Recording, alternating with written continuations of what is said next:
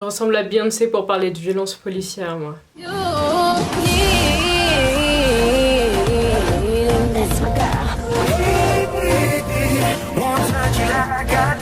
Salut mes poulets! Alors on se retrouve aujourd'hui en toute beauté, parce que je suis en toute beauté. C'était pour tourner des IGTV si jamais quelqu'un se pose des questions. Je ne sors pas parce que nous sommes confinés, hein, donc c'est uniquement pour tourner des IGTV et prendre quelques photos, parce que je suis une Instagrammeuse, vous connaissez bien le monde, voilà, c'est comme ça. Mais donc on se retrouve aujourd'hui, pas du tout pour parler de beauté, mais pour parler des violences policières du confinement. On peut appeler ça comme ça, ou plutôt des violences policières pendant le confinement. Il y avait besoin d'en parler. Aujourd'hui, je vais juste pas vous donner mon avis en mode ouloulou, c'est vraiment pas bien les violences policières, mais essayer de tout simplement discuter en fait. Je suis pas là pour voir le côté très juridique et tout le reste, mais pour discuter de ce sujet-là qui me tape sur le système. Et avant que la vidéo commence, si c'est pas encore fait, abonnez-vous, c'est juste là. Ah oui, et parallèlement, vous pouvez aussi me rejoindre sur Instagram, hein. C'est juste là. Voilà. Donc là mes poulets, on a dépassé la 30aine de jours de confinement, vous le savez. Je le sais. Et de Villeneuve-la-Garenne en passant par Torcy jusqu'à Aubervilliers, on a des zones bien précises de France qui connaissent des grosses violences policières. Et c'est de ça dont j'ai envie de parler aujourd'hui. Parce que si vous avez une télévision, vous êtes un peu branché, ou vous avez juste les réseaux sociaux, vous savez très bien qu'il y a quelques jours à Villeneuve-la-Garenne, en région parisienne, il y a eu un gros cas de bavure policière sur un jeune homme à moto. En gros, le jeune homme qui était à moto s'est fait faucher par la portière d'un policier qui a décidé de l'ouvrir sur son chemin.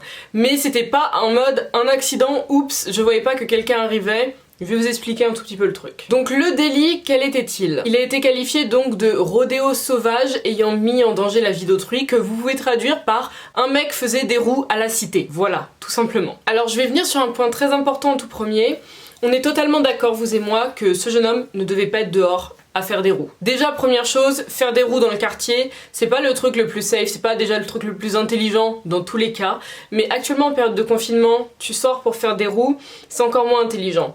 Parce qu'on est censé être confiné, surtout que je crois peut-être que Villeneuve fait partie des zones qui ont un couvre-feu, parce que si vous n'êtes pas au courant, il y a plusieurs villes qui ont maintenant des couvre-feux à partir de 18 ou 20 heures, indépendamment de la localisation, mais donc il n'avait rien à faire dehors. Là-dessus, c'est statué, c'est dit. On est d'accord, vous et moi. Pas besoin que quelqu'un vienne en commentaire me dire « Oui, mais il était dehors à telle heure, on a eu un an, donc après tout, non. » On savait qu'il devait pas être dehors, mais à quel moment c'est logique, c'est normal, c'est humain d'ouvrir ta portière sur un motard en course qui ne portait pas de casque. Tu as un rétroviseur sur ta portière, tu vois qu'il n'a pas de casque, tu décides tout de même d'ouvrir ta portière. Donc là, on est sur un geste purement et simplement criminel. Rien d'autre. C'est une bavure policière, c'est sûr, mais on est sur un geste purement et simplement criminel. Je veux déjà que on mette les points sur les i, les barres sur les t, qu'on soit tous d'accord là-dessus, parce que c'est un fait et c'est pas autrement. Puis par la suite, dans la soirée, on a en plus appris que le policier qui a ouvert la portière ne serait pas du tout sobre à ce moment-là alors qu'il est en service. Ça nous laisse pantois, mais on sait d'avance qu'il sera au maximum suspendu de quelques jours avant de revenir sur le terrain. Comme d'habitude, c'est ce qui s'est passé avec l'affaire Théo. Les policiers ont été suspendus, ils sont revenus, c'est pas des mecs qui ont été virés, c'est pas des mecs qui ont été inquiétés juridiquement parlant. C'est toujours comme ça. Dès qu'il y a ce genre de bavure, on leur trouve 1 milliard d'excuses. Là, on va te dire que limite, le jeune homme, bientôt on va nous inventer qu'il avait une arme, vous savez. On a ressorti carrément son casier judiciaire et ses anciennes infractions pour justifier le fait qu'on puisse lui ouvrir une portière quand il est en train de rouler. Pensez que la police avait peut-être d'autres moyens pour stopper un être humain, déjà par commencer à lui dire peut-être stop, hein. On va commencer par le début. Si la personne ne t'écoute pas, peut-être que dans ce cas-là, tu peux tenter de le bloquer. Pas avec une portière, mais vu qu'ils avaient une voiture, ils pouvaient tout simplement essayer de le parer, vous savez, en bloquant la route, tout simplement, ça semble tout bête. Après, ils ont aussi des flashballs, ils ont également des, comment ça s'appelle, des tasers et tout le reste. Donc je pense qu'il y avait beaucoup plus de méthodes, plutôt qu'ouvrir une portière sur un mec qui est en train de rouler. Ce qui était purement et simplement un geste criminel. Je reviens dessus, c'est pour tuer quelqu'un qu'on fait cela. Mais il n'y a pas eu que lui, hein, si seulement il y avait eu que lui, parce que je vous ai cité plusieurs villes au tout début. Sa mère.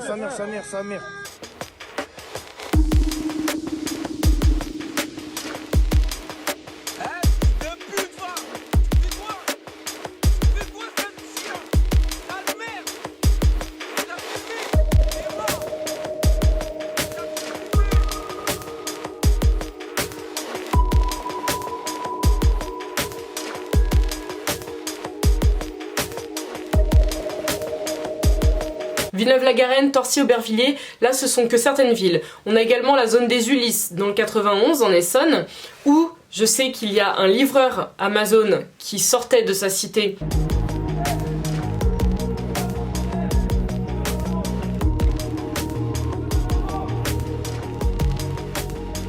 De chez son père, en plus si je me souviens bien, pour se rendre au travail, donc pour se rendre sur ses livraisons Amazon, qui se fait faucher par 3-4 policiers, sans sommation ni rien. Et ce n'est pas le seul, ils sont hyper nombreux. On a des histoires de mecs qu'on est venu choper dans leur hall de leur bâtiment, c'est-à-dire que ton hall quand même, ça fait pour moi partie de chez toi. T'es confiné, t'as peut-être le droit d'être dans ton hall. Enfin, chacun sa vision des choses. Mais le souci, c'était même pas ça sur la vision des choses. Le vrai souci, c'est que c'est des mecs, on vient les bastonner, on les roue de coups. En plus, on leur demande ni attestation ni papier d'identité. Et on part, l'affaire est classée. Donc c'est ça le problème. Le problème, c'est que c'est pas arrivé une fois sur un gros coup à Villeneuve, ce dont je vous parle. Non, c'est arrivé plusieurs fois et ça arrive trop souvent là actuellement.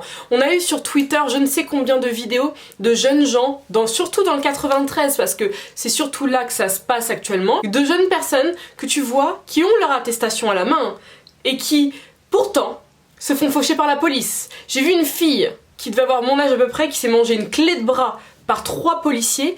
Un jeune homme qui s'est fait balayer par 2 policiers, il brandissait son attestation pour... Vous savez, c'est bête, mais les gens étaient là en mode, ouais, il brandit ça comme le bouclier de Captain America. Sur le coup, j'ai souri, mais c'est pas du tout drôle, parce que le mec veut leur montrer, j'ai mon attestation, il avait ce papier d'identité sur lui, je pense bien, tu vois.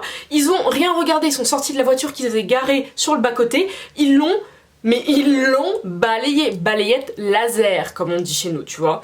Ils l'ont balayé, et c'est tout ce qui s'est passé. Et ça se passe tous les jours. Je sais pas si vous vous rendez compte, ça se passe tous les jours. Une autre jeune fille aussi récemment sur Twitter qui expliquait que son grand frère, qui vit donc avec elle, était descendu fumer sa clope sur le trottoir juste devant l'entrée de leur bâtiment, parce que bah c'est un fumeur, enfin il a pas envie d'en fumer chez eux en fumant à la fenêtre, parce que vous savez vous-même si vous êtes des fumeurs ou vous fréquentez des fumeurs, qu'en fumant à la fenêtre ça en fume le reste. Il est juste descendu sur le trottoir devant leur bâtiment, donc c'est à dire qu'il est encore dans le truc. Tu vois un mec qui descend, en plus j'ai cru voir qu'il était en claquette, tu vois le délire, le gars il est contre le mur en train de fumer, tu sais qu'il est pas en train de se balader dans la rue. Les flics l'ont plaqué au sol, et écoutez-moi bien, c'est un jeune homme qui avait des dreadlocks. Il y a eu je crois 4 ou 5 dreads qui ont été arrachés de son crâne. Pas qui ont été coupés, qui ont été arrachés à son cuir chevelu. Il y avait genre plusieurs trous comme ça sur son crâne suite à cette intervention. Déjà que les violences policières dans toutes ces zones-là d'Île-de-France, ça arrive depuis toujours, c'est sûr et certain. Mais là, depuis le confinement, je sais pas si on a dit aux policiers que vous avez tous les droits, encore plus que d'habitude, mais les mecs sont partis en roue libre pour certains. Mais en roue libre, comme t'as jamais vu ça, c'est-à-dire que t'as l'impression que ce sont des shérifs qui sont lâchés dans le Far West, et genre t'as que des wanted sur la tête de tous les gens de cité, des gens du 9-3 et de toutes ces zones-là, et qu'en fait le but c'est d'en faucher au maximum, et genre il y a des points en fait, on dirait qu'il y a un classement, il y a des points. Ça me sidère, mais ça me sidère vraiment, vraiment. Parce que tous les jours en ouvrant Twitter, je tombe sur un nouveau témoignage, sur des nouvelles images et je me dis mais c'est pas possible, genre c'est tous les jours, c'est vraiment tous les jours que ça arrive. Hommes, femmes, jeunes filles, jeunes garçons, où qu'ils soient, et que ce soit des personnes qui avaient un petit tort ou des personnes qui n'en avaient absolument pas. Parce que bien sûr que oui, si t'es dehors, nanana, mais t'es censé avoir une amende, t'es pas censé te faire faucher par la police. Je peux vous jurer que quand vous tombez sur des trucs comme ça sur Twitter, tu te dis mais attends. La personne n'a pas résisté, n'a montré aucune opposition. C'est quoi l'excuse en fait? C'est quoi l'excuse excepté de casser du petit noir, du petit arabe et toutes ces personnes-là? Et encore, sur pas mal de vidéos que j'ai pu voir dans le 93, parce que comme je vous ai dit, c'est là-bas qu'il y a surtout beaucoup de problèmes, j'ai vu aussi des jeunes blancs à qui ça arrivait, donc c'est pas 100% une histoire de couleur, même s'il est vrai que j'ai vu énormément de racisés se faire tabasser sur tous ces derniers jours, mais c'est surtout une histoire de zone. Et ça c'est le truc qui commence un tout petit peu à me... courir sur le haricot comme on dit. Parce que ça nous ramène simplement à la lourde différence de traitement qu'il y a entre les zones confinées de banlieue et Paris intramuros. Ça n'a absolument rien à voir. Parce qu'on a d'un côté des Parisiens en fait qui se promènent totalement librement sans être verbalisés.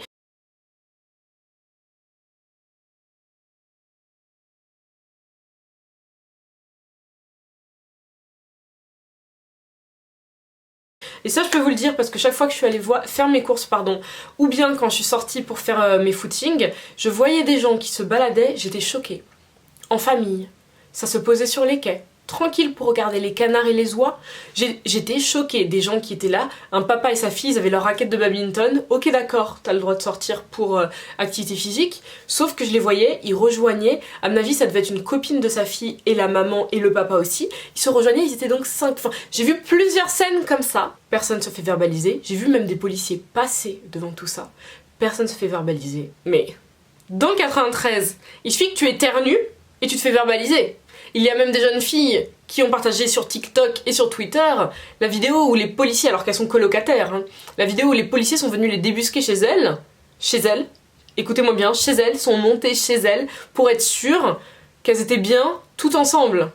Ok d'accord, tout va bien. Parce que d'un côté t'as ça, et où on a vu le culot carrément, je me rappelle sur BFM, et puis beaucoup d'entre vous l'ont vu aussi, le fameux dessinateur de BFM, le mec il était posé le premier dimanche de soleil là, en train de dessiner dans Paris, et quand la journaliste vient lui demander qu'est-ce qu'il a coché donc sur son attestation, vous savez ce que le mec répond tranquillement? Activité physique, parce qu'il fallait quand même marcher jusque là. Et à côté, parce qu'il lui arrive rien à lui, on trouve aucune humanité, rien, absolument rien, aucune compassion envers des personnes qui, parce que je le rappelle, le 93 est majoritairement un département très populaire, et populaire dans le sens où il y a énormément de communautés étrangères, populaire dans le sens où c'est beaucoup de classes moyennes et tout ça, et donc on est sur des personnes qui pour beaucoup, et ça a été prouvé, c'est pas Manon qui l'invente, ça a été prouvé, on a des familles qui sont assez nombreuses, qui vivent dans des petits espaces, des étudiants qui sont dans des tout petits espaces, donc des personnes qui sont à ça de péter les plombs, si ce n'est qu'ils ont déjà pété les plombs avec le confinement, parce que de 1, tu ne respectes pas la distanciation avec tes proches, tu ne peux pas le faire parce que vous êtes trop nombreux dans des trop petits espaces. Mais en plus de ça, tu n'as pas assez d'espace pour vraiment vivre un confinement. C'est là où les gens ils se rendent pas compte de la différence de traitement qu'il y a entre certains. Moi par exemple, je suis là, dans mon 60 mètres carrés avec mon frère, on est que 2. On est super bien, j'ai une terrasse en plus qui est juste là, et en vrai il y a toute une zone d'herbe, de verdure et de tout ça juste devant ma terrasse où je peux aussi me poser. J'ai pas à me plaindre, j'ai absolument pas à me plaindre. T'as des personnes, ils sont une famille par exemple, ils vont être 7 et ils vont être dans un 35 mètres carrés. Fais le calcul, essaye de voir l'espace qu'a chacun, la vie, l'intimité et le truc que tu peux avoir, que t'appelles vraiment ton cocon, ton chez-toi. C'est hyper difficile déjà en temps normal pour certaines de ces personnes, mais ça l'est encore plus aujourd'hui. Donc il y en a certains d'entre eux qui bien sûr vont être en train de traîner en bas des blocs pendant la journée, parce que c'est la seule solution. Il y en a qui vont inventer des courses sur les attestations, inventer des sorties physiques ou je ne sais quoi, parce que ces personnes ont besoin de s'aérer. Et c'est ça qui me fume en fait, c'est que t'as aucune compassion de la part de l'État ou des forces de l'ordre par rapport à ces personnes en fait, qui auraient besoin de prendre l'air. Je sais, on est confinés, il y a le corona, je suis totalement d'accord. Mais wesh, là tu vas balayer des jeunes alors qu'ils ont une attestation, alors que ça se trouve ils avaient juste besoin de s'aérer, ou même ils allaient vraiment faire les courses, tu vois. Mais à côté t'as le dessinateur de BFM, t'as des gens qui chillent toute la journée, y a aucun problème. Et surtout que là-dessus c'est génial, tu vois, parce que on revient au truc où les forces de l'ordre sont donc des cow-boys en fait. Les mecs ont tous les droits et ils appliquent la loi selon leur bon vouloir, parce que encore une fois, là tout ce qu'ils font ils le feront s'ils le veulent. T'auras beau essayez de riposter, n'essayez même pas dans tous les cas, ça sert à rien, je vous le dis. Mais vous aurez beau essayer si jamais vous avez la foi, les mecs te diront que c'est eux la loi. Mais sauf que des fois, avant de l'appliquer bêtement, il s'agirait de vraiment la connaître. Parce qu'à l'origine, ils sont censés nous protéger. Les forces de l'ordre sont censées être là pour notre sécurité. Actuellement, on a beaucoup plus peur d'eux, qu'on devrait avoir peur en fait de tout ce qui est autrui, ceux dont ils devraient nous protéger justement. On marche sur la tête. Mais donc voilà mes poulets, c'est tout pour moi sur ce sujet. Je vais rester là-dessus parce que je sais que sinon ça peut dériver, je peux arriver sur des termes, des jugements et des trucs qui sont... Voilà, qui seront pas bien reçus, comme je sais que quand j'ai tweeté ACAB, donc All Cops Are Bastards, les gens étaient là en mode oui mais maintenant c'est pas tous les mêmes, c'est comme on dit Men are trash, c'est pas tous les hommes qui sont des trash, c'est pas tous les cops qui sont des bastards, mais si vous vous sentez concerné par cette phrase là, c'est que vous avez peut-être des questions à vous poser, vous avez tout simplement une remise en question à effectuer, et qu'il y a sûrement certains problèmes chez vous si vous vous sentez concerné. Donc n'hésitez surtout pas à me donner votre avis en commentaire, on reste poli encore une fois, que vous soyez d'accord ou pas d'accord avec moi, restez poli. Ce temps-ci j'ai pas trop la foi de fouiller les commentaires haineux, mais vous inquiétez pas, dès que je retrouve la pêche, je viens vous défoncer les gars. Enfin je viens pas vous défoncer, j'ai pas de temps à perdre pour vous, mais je viens juste vous bloquer quoi. Donc je vous fais de gros bisous mes poulets, nous on se retrouve très bientôt. Et venez sur Instagram parce que ce temps-ci je partage des IGTV, je partage plein de trucs, genre on s'amuse, donc venez. Venez. Je vous fais de gros bisous, prenez grave soin de vous. Mouah. Peace guys.